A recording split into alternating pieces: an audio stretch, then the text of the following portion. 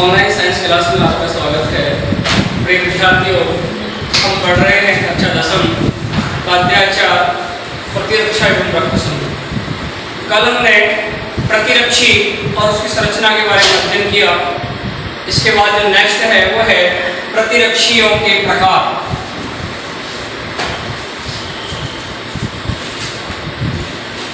प्रतिरक्षी के प्रकार देखिएगा। प्रतिरक्षी तो 5 प्रकार के हैं। आपको यहाँ आपके कोर्स में 4 प्रकार के प्रतिरक्षकों का वर्णन दे रखा है और उन्हीं के बारे में हमें पढ़ना है। तो प्रतिरक्षी लिखेंगे हम यहाँ। प्रतिरक्षी निम्न प्रकार के होते हैं। प्रतिरक्षी निम्न प्रकार के हैं।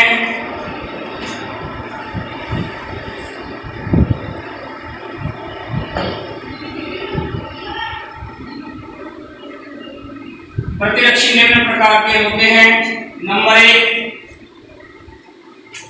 IgG।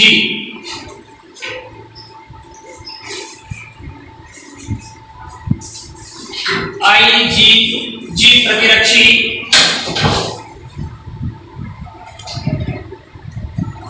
एग्जाम में इनमें से एक प्रश्न हर साल आता है। ऐसा कोई साल नहीं होता जब इन प्रतिरक्षियों में से एक प्रतिरक्षी को 1 नंबर पर नहीं पूछा जाता हो। हर साल इनमें से 1 नंबर है, क्योंकि इस अध्याय से 1 नंबर के 3 प्रश्न आने होते हैं और एक छोटे-छोटे प्रश्न इसमें बनकर तैयार होते हैं। आपको इनके बारे में जानना आवश्यक होता है कि ये कार्य महत्वपूर्ण होते हैं।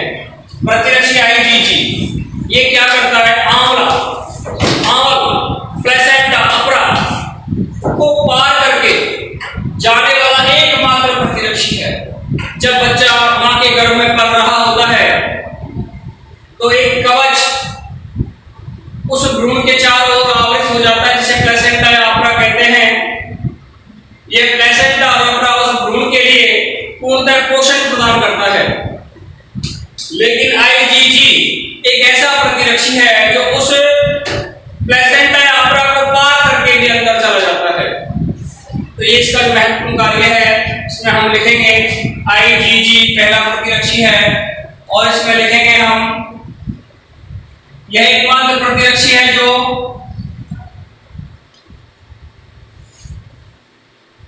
यह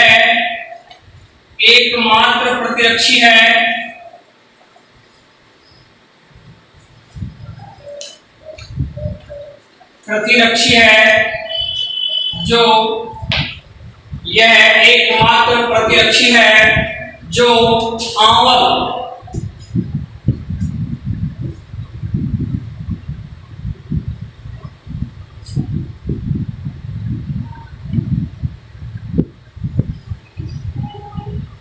प्लेसेंटा या अपरा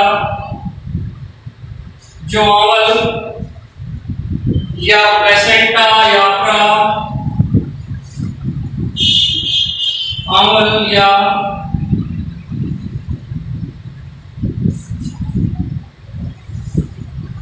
प्लेसेंटा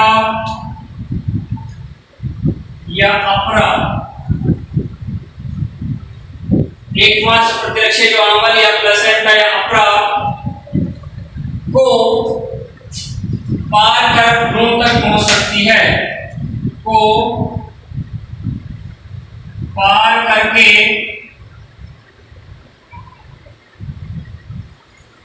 अपरा को पार करके भ्रूण तक पहुंच सकती है। भ्रूण तक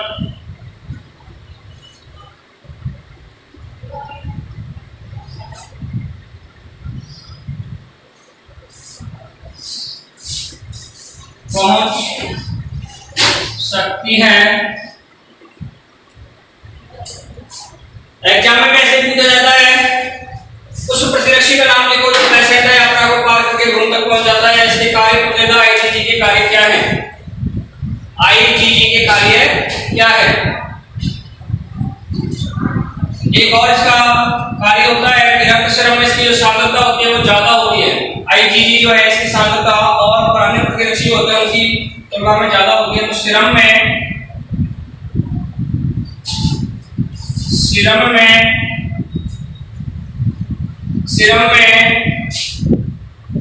पाए जाने वाले प्रतिरक्षियों में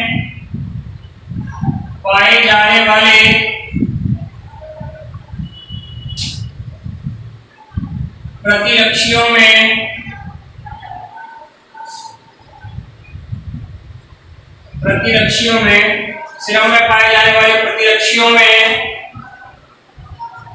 IgG की सांद्रता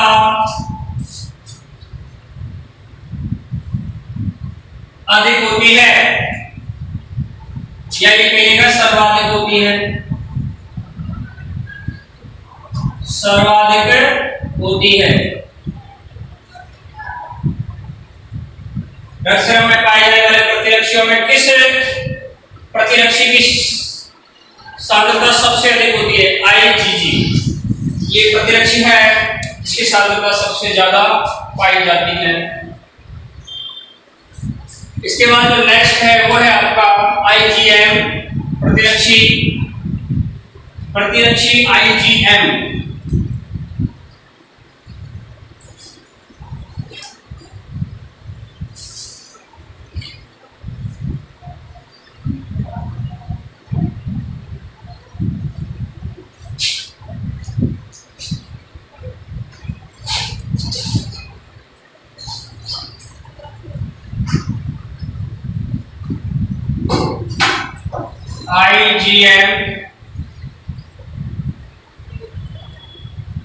IgM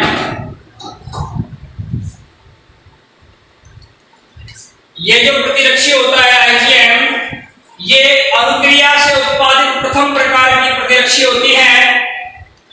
और ये IgG जो था उसके चयन के बाद इसका उत्पादन होता है। तो लिखेंगे आप यहाँ IgM में कि यह प्रतिरक्षी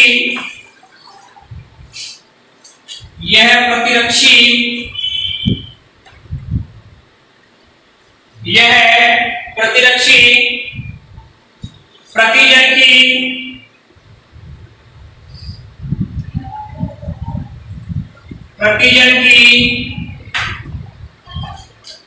अनुक्रिया, यह प्रतिरक्षी प्रतिजन की अनुक्रिया से उत्पादित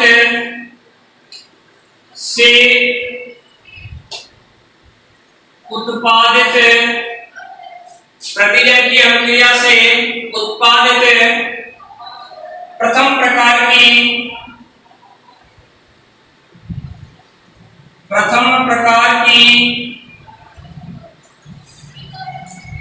प्रतिरक्षी होती है। प्रथम प्रकार की प्रतिरक्षी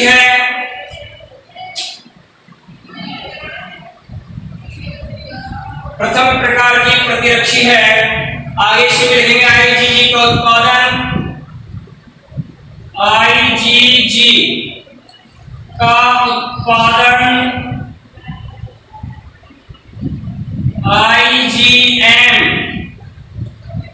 के उत्पादन के बाद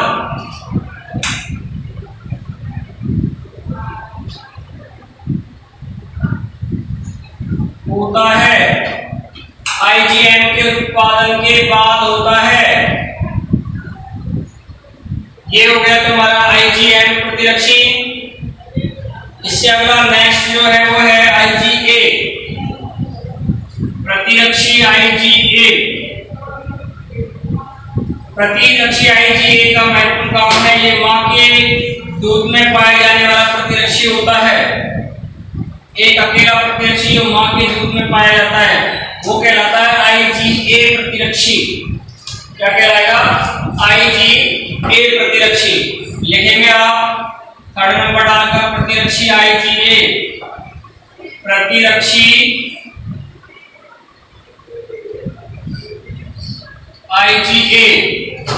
अभी मैंने आपको बताया मां के दूध में पाया जाने वाला प्रतिरक्षी होता है कौन सा, IgA।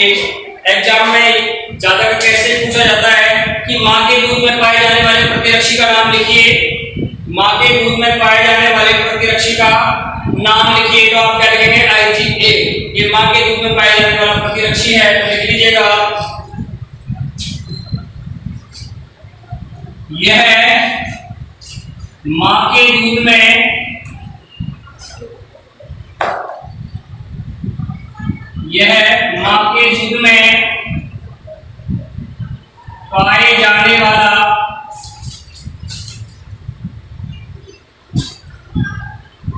मां के दूध में पाए जाने वाला अकेला प्रतिरक्षी है, अकेला प्रतिरक्षी है। मां के दूध में पाए जाने वाला अकेला प्रतिरक्षी है IgA। काम क्या करता है, यह है नवजात शिशु, यह नवजात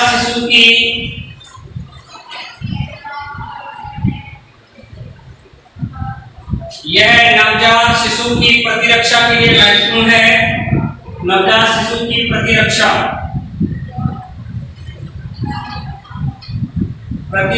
के लिए,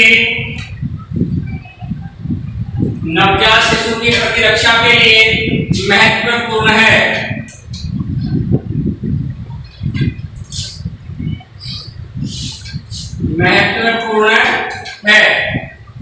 नवजात शिशु की प्रतिरक्षा के लिए महत्वपूर्ण है।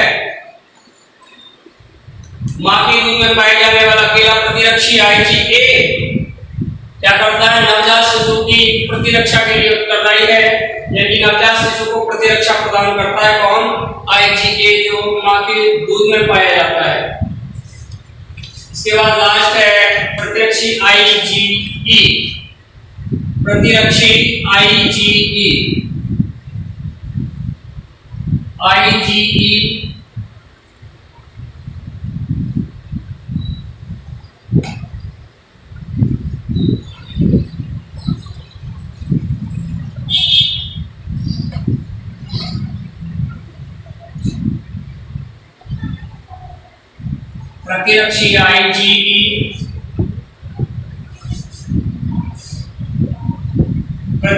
IgE देखिएगा, प्रतिरक्षी IgE जो होता है ये प्राथमिक रूप से बेसोफिल और जो मास्ट कोशिकाएं होती हैं उन मास्ट कोशिकाओं पर क्रिया करता है। बेसोफिल और मास्ट कोशिकाओं पर क्रिया करने वाला प्रतिरक्षी को कहते हैं IgE प्रतिरक्षी।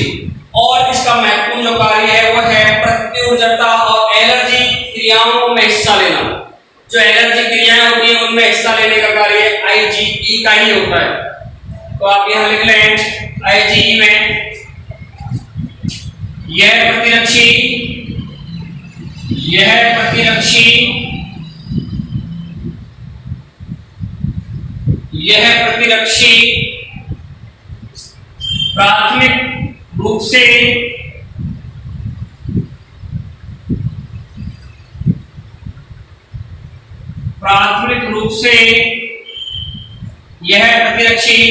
प्राथमिक रूप से बेसोफिल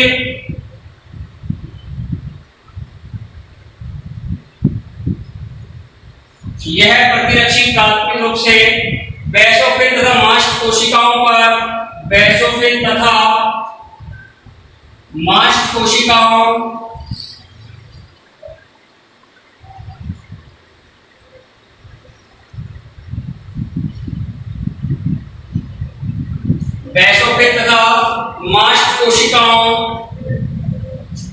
पर क्रिया करता है,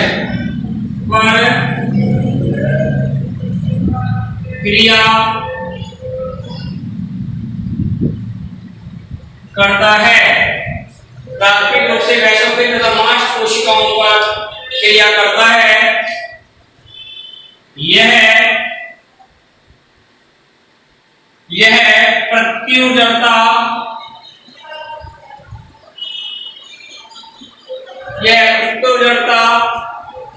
या एनर्जी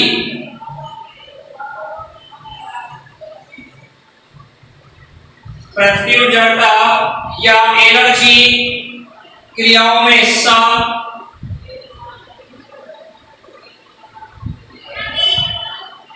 क्रियाओं में हिस्सा लेती हैं।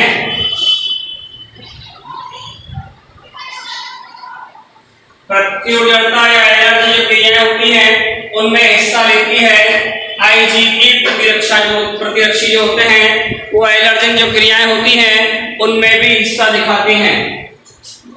ये प्रतिरक्षियों के प्रकार हो गए जिसमें आपने पढ़ा आईजीजी जो आंवल या प्लेसेंटा को पार करके जाने वाला प्रतिरक्षी होता है। ये एकमात्र प्रतिरक्षी होता है जो आंवला या प्लेसेंटा नामक जो संरचना होती है उसे पार करके भ्रूण को तक पहुंचने की क्षमता रखते हैं। दूसरा मैंने बताया था आपको आईजीएम जो प्रतिरक्षी होता है ये प्रथम उत्पादित प्रकार की प्रतिरक्षी होती है अनुक्रिया के रूप में और इसका जो सांद्रता का जो मान होता है वो भी अधिकतम होता है। इसके बाद आपने पढ़ा था आईजीए जो था वो मां के दूध में पाए जाने वाला प्रतिरक्षी है। मां के दूध में पाए जाने वाले प्रतिरक्षी को आईजीए प्रतिरक्षी कहते हैं और यह नवजात जो शिशु होते हैं उनमें प्रतिरक्षा तंत्र को मजबूत करने का कार्य करता है। लास्ट था आपका आईजीई प्रतिरक्षी प्राथमिक रूप से वैसोटिक और मांस कोशिकाओं पर क्रिया करता है। कौन? आईजीई प्रतिरक्षी काम क्या करता है? प्रत्युदरता और एलर्जी जो क्रियाएं होती हैं उनमें हिस्सा लेता है। एग्जाम में कई बार से पूछता है कि ऐसे प्रतिरक्षी का नाम लिखिए जो प्रत्युदरता और एलर्जी क्रियाओं में हिस्सा लेता है। आईजीई। इस प्रकार से ये आपका टॉपिक प्रतिरक्षी के प्रकार पूरा हुआ। अब इसके बाद नेक्स्ट जो टॉपिक है वो है रक्त एवं रक्त समूह। रक्त एवं रक्त समूह ये अध्याय आपका प्रतिरक्षा एवं रक्त समूह के नाम से जाना जाता है। तो इसमें प्रतिरक्षा तंत्र के बारे में आपको जानना है और उसके बाद रक्त और उसके में पाई जाने वाली रक्त समूह कौन कौन से रक्त समूह होते हैं उन सब के बारे में आपको पढ़ना है। तो देखिएगा रक्त एवं रक्त समूह। रक्त एवं रक्त समूह। रक्त एवं रक्त समूह ये है आपका नेक्स्ट टॉपिक रक्त एवं रक्त समूह। इससे पहले हम थोड़ा बहुत रक्त के बारे में जान लेते हैं रक्त क्या है। देखिएगा रक्त एक तरल संयोजी ऊतक होता है, एक तरल जीवित ऊतक होता है। रक्त मैं अगर ब्लड की बात करूं रक्त की बात करूं तो रक्त एक तरल जीवित ऊतक है जो गाढ़ा होता है, चिपचिपा होता है एवं लाल रंग का होता है। गाढ़ा, चिपचिपा एवं लाल रंग का तरल संयोजी ऊतक क्या कहलाता है? रक्त कहलाता है। रक्त में वाहिनिकाएं जो होती हैं उनके द्वारा रक्त का प्रभाव होता है। वाहिनिकाएं पाई जाती हैं। यह जो रक्त होता है ये प्लाज्मा और रक्त वाहिकाओं रुधिर जो कणिकाएं होती हैं उनसे मिलकर बना होता है। रक्त प्लाज्मा और रक्त कणिकाओं के द्वारा मिलकर बना होता है। तो प्लाज्मा तो एक निर्जीव पदार्थ होता है, निर्जीव है, जबकि रक्त कणिकाएं जो होती हैं ये सजीव माध्यम होती हैं। तो ये निर्जीव प्लाज्मा और रक्त कणिका जिसे जो कैसे होती है सजीव होती हैं के द्वारा मिलकर बना होता है। इसमें तीन प्रकार की रक्त कणिकाएं होती हैं। आरबीसी जिसे लाल रुधिर कणिकाएं कहते हैं, डब्ल्यूबीसी श्वेत रुधिर कणिकाएं और गणवानुया प्लेटलेट्स। इस प्रकार से ये अपना अलग अलग कार्य दिखाती है। तो सबसे पहले हम बात करेंगे रक्त की। तो रक्त क्या है? मैंने भी बताया रक्त एक तरल संयोजी ऊतक है या ये कहिएगा तरल जीवित ऊतक है। रक्त क्या है? एक तरल जीवित ऊतक है। लिखें आप रक्त है एक तरल संयोजी ऊतक होता है, एक तरल संयोजी ऊतक होता है जो गाढ़ा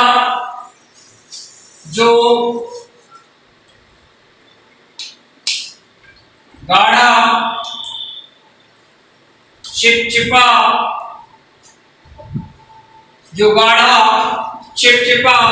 एवं लाल रंग का पदार्थ होता है।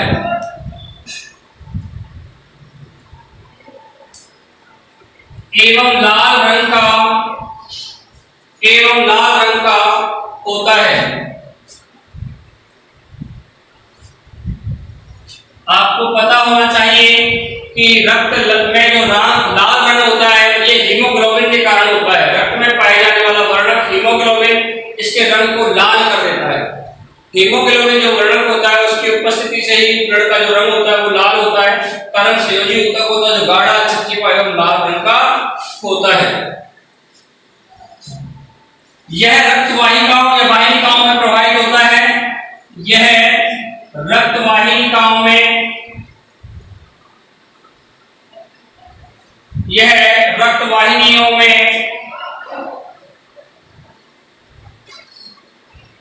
प्रवाहित होता है। रक्त वाहिनियों में प्रवाहित होता है। आगे इसी में लिखेंगे हम रक्त प्लाज्मा तथा रक्त कणिकाओं से मिलकर बना होता है। रक्त प्लाज्मा, अभी मैंने बताया प्लाज्मा कौन सी अवस्था होती है, निर्जीव तरल माध्यम। रक्त प्लाज्मा क्या होता है, निर्जीव तरल पदार्थ।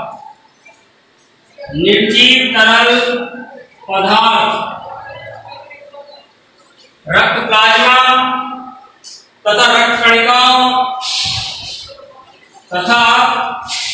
कणिकाओं, आपको पता होगा रक्त कणिकाएं कैसी बताई थी मैंने, जीवित कोशिकाएं। रक्त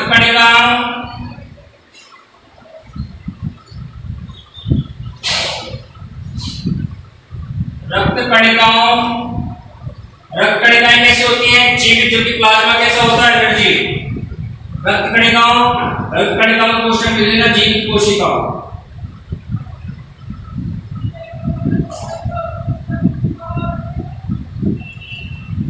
रक्त प्लाज्मा तथा रक्त कणिकाओं से मिलकर बना होता है।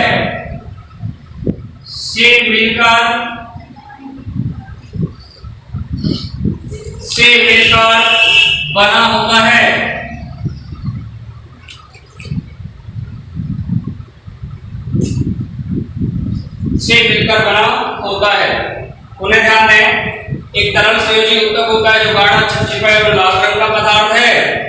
रक्त वाहिनियों में प्रवाहित होता है। यह प्लाज्मा जो कि निर्जीव तरल पदार्थ होता है और रक्त कणिकाएं जो कि जीवित कोशिकाएं होती हैं उनसे मिलकर बना होता है। आगे हम रक्त कणिकाओं का वर्णन करेंगे।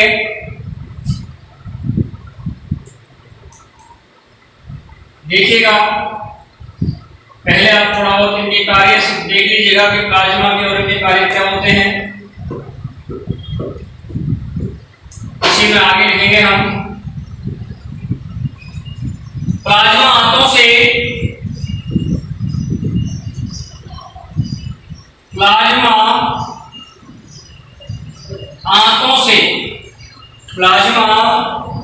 से अवशोषित पोषक तत्वों को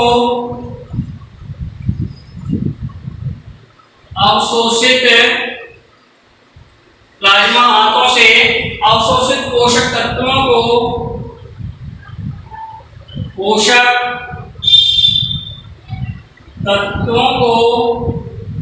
प्लाज्मा आंतों से अवशोषित पोषक तत्वों को शरीर के विभिन्न अंगों तक पोषक तत्वों को शरीर के विभिन्न अंगों तक अवशोषित पोषक तत्वों को शरीर के विभिन्न अंगों तक पहुंचाने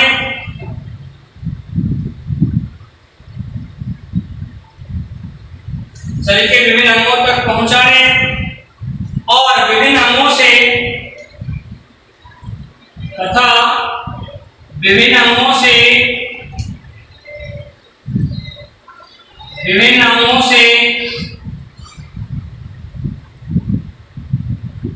पहुंचाने तथा विभिन्न अंगों से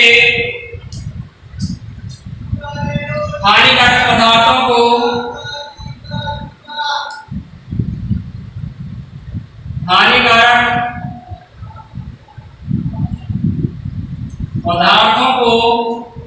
विभिन्न अंगों से हानिकारक पदार्थों को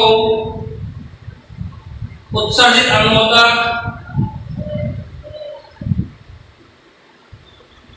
तथा विभिन्न अंगों से हानिकारक पदार्थों को उत्सर्जित अंगों तक लाने का कार्य करता है। उत्सर्जित अंगों तक लाने का कार्य करता है। हानिकारक पदार्थों को उत्सर्जित अंगों तक लाने का कार्य करता है कौन? प्लाज्मा। क्या करेगा? आंतों से अवशोषित पोषक तत्वों को शरीर के विभिन्न अंगों तक पहुंचाता है। अवशोषित पोषक तत्वों को क्या पहुंचाएगा? शरीर के विभिन्न अंगों तक पहुंचाएगा और विभिन्न अंगों से जो हानिकारक पदार्थ होते हैं उन्हें उत्सर्जित अंगों तक पहुंचाता है ताकि वो उत्सर्जित हो जाए, शरीर से बाहर निकल जाए। ये कार्य होता है प्लाज्मा का। इसके बाद है रक्त कणिकाएं, और ये 3 प्रकार की होती हैं, उनका वर्णन हम पढ़ेंगे। रक्त कणिका निम्न 3 प्रकार की होती हैं। ये रक्त का ही एक टॉपिक है, ये रक्त कणिकाएं वाला भी।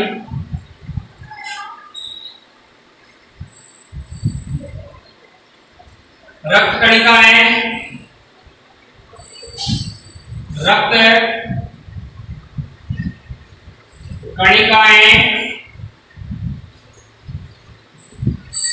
निम्न 3 प्रकार की होती हैं। रक्त कणिकाएं निम्न 3 प्रकार की होती हैं।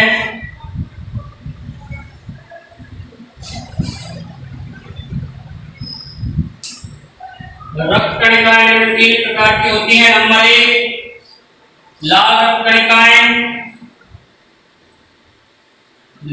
रक्त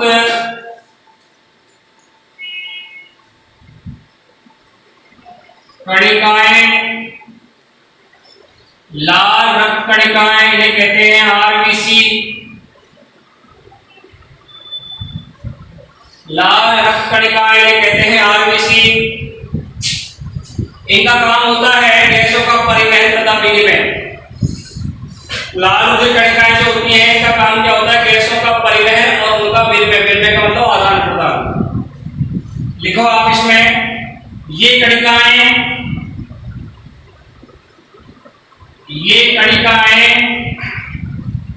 लाल रक्त जो कणिकाएं होती है ये गैसों का परिवहन। ये कणिकाएं गैसों का परिवहन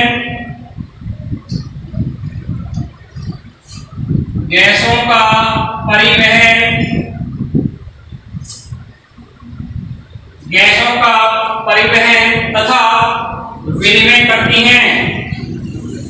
परिवहन तथा विनिमय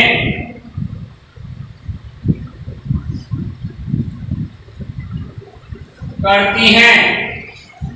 गैसों का परिवहन तथा विनिमय करती हैं। सेकंड नंबर पर आती हैं श्वेत रुधिर कणिकाएं। श्वेत रुधिर कणिकाएं। श्वेत रुधिर कणिकाएं इन्हें डब्ल्यूबीसी कणिकाएं कहते हैं।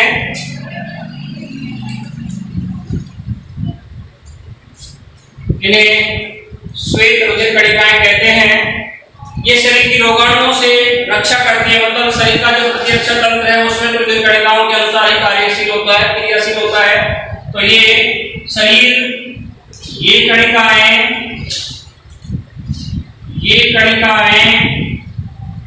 श्वेत रुधिर जो कणिकाएं होती हैं ये शरीर की रोगाणुओं से सुरक्षा करती है। शरीर की रोगाणुओं से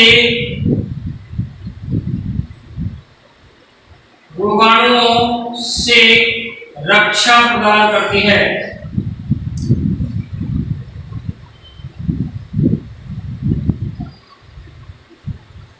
रोगाणुओं से रक्षा प्रदान करती है।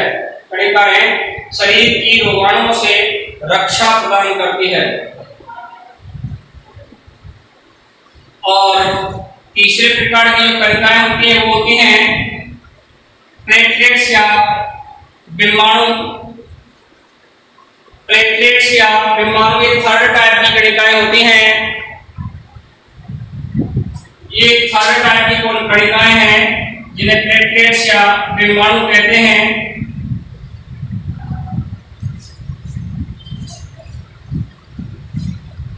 थर्ड टाइप में लिखेंगे आप बिम्बाणु या प्लेटलेट्स।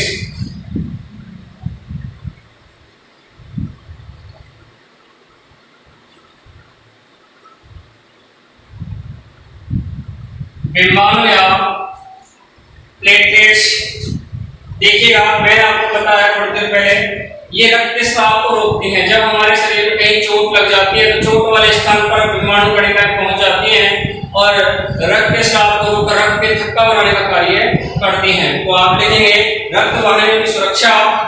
ये कणिकाएं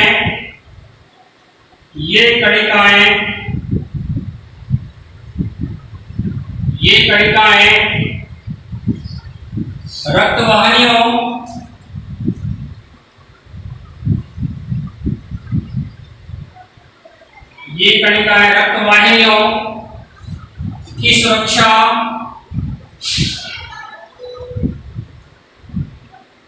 रक्त वाहिनियों की सुरक्षा तथा रक्तस्राव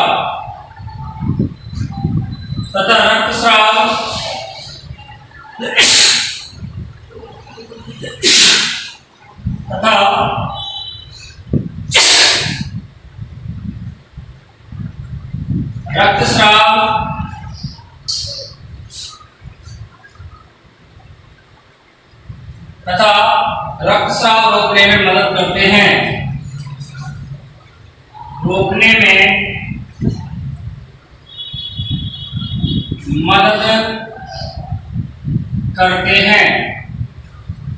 ये हो गया तुम्हारा रक्त कणिकाओं वाला टॉपिक। ये रक्त पढ़ा है आपने अभी तक। रक्त तरल संयोजी ऊतक होता है, प्लाज्मा और रक्त कणिकाओं से मिलकर बना होता है। प्लाज्मा निर्जीव पदार्थ है जबकि रक्त कणिकाएं जीवित कोशिकाएं होती हैं। ये तीन प्रकार की होती हैं, आरबीसी, डब्ल्यूबीसी और बिम्बाणु। ठीक है, इसके बाद आपको नेक्स्ट डे यानी अगली क्लास में पढ़ाया जाएगा रक्त समूह के बारे में, जो कार्ल लैंडस्टीनर ने दिया, जिसकी व्याख्या की आपको अगली क्लास में बताएंगे। धन्यवाद।